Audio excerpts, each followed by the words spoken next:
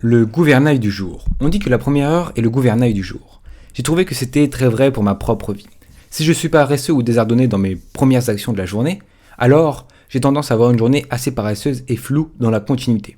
Ce genre de journée pourrait commencer par s'attarder au lit pour câliner ma femme, être bondi dessus par ma fille, s'étirer un peu, s'habiller, se raser, prendre un petit déjeuner tranquille, le genre de petit déjeuner qui me prend 20 minutes pour préparer et 20 minutes pour le manger, m'occuper du lave-vaisselle, discuter de projets de la journée avec ma femme. Ensuite, je pourrais commencer la journée de travail en vérifiant mes emails, en écrivant une vidéo, en effectuant quelques autres tâches mineures. À ce moment-là, je suis généralement debout depuis plusieurs heures. Et à ce moment-là, ces dernières heures m'ont déjà prédisposé à passer une journée sans inspiration. Mais si je m'efforce de rendre cette première heure productive de manière optimale, le reste de ma journée a tendance à suivre. Cette journée commence par se réveiller à 5h du matin et se lever physiquement au moment où mon alarme se déclenche.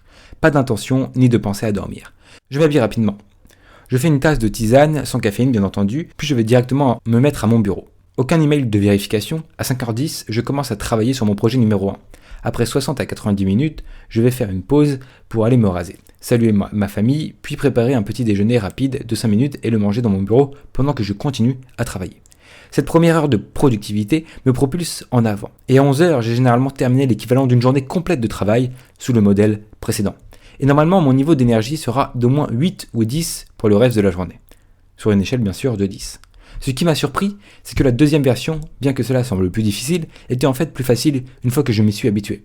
Faire le travail le plus important tôt dans la journée est stimulant. Et lorsque tu as quelques semaines de journée très productive, cela ajoute encore plus d'énergie et d'élan dans cette idée de continuer sur des routines productives intéressantes. Je me sens bien lorsque je vois l'horloge sonner à 8h30 et que j'ai déjà fait 3 bonnes heures de travail concentré sur mon projet numéro 1. Cela crée une forte dynamique qui me porte tout au long de la journée.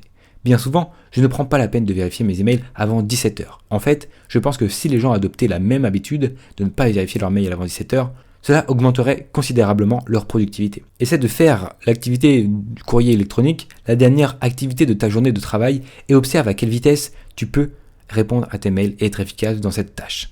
Bien sûr, j'ai l'avantage de travailler de chez moi, donc je peux être à mon propre bureau quelques minutes après le réveil. Mais j'ai eu des expériences similaires pendant des années où j'avais un bureau à l'extérieur de la maison. J'ai généralement trouvé préférable de me lever et d'aller directement au travail avec un délai minimal. Prendre son petit déjeuner au bureau au lieu de s'attarder à la maison conduit généralement à une journée plus productive, en tout cas pour ma part.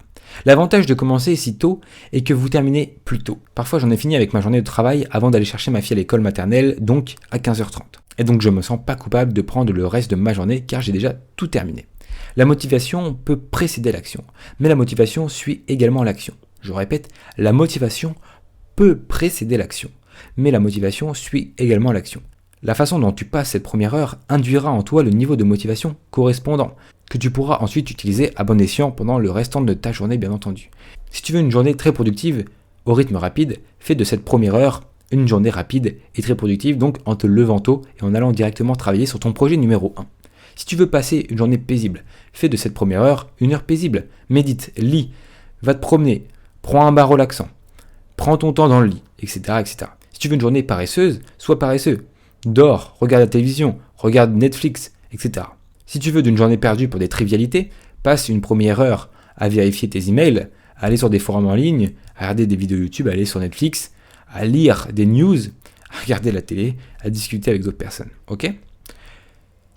J'espère que tu comprends ce que c'est le gouvernail du jour. Le gouvernail du jour, c'est ta première heure. La bonne nouvelle, c'est que cette première heure, c'est facile de se concentrer et de mettre les activités que tu souhaites avoir dans ta journée après. Si tu mets, comme on l'a vu, des choses paresseuses, tu vas avoir une journée paresseuse. Donc c'est très intéressant de vraiment se concentrer sur cette première heure, la planifier au mieux possible et être autodidacte et auto-persuasif, être vraiment intéressé par cette première heure.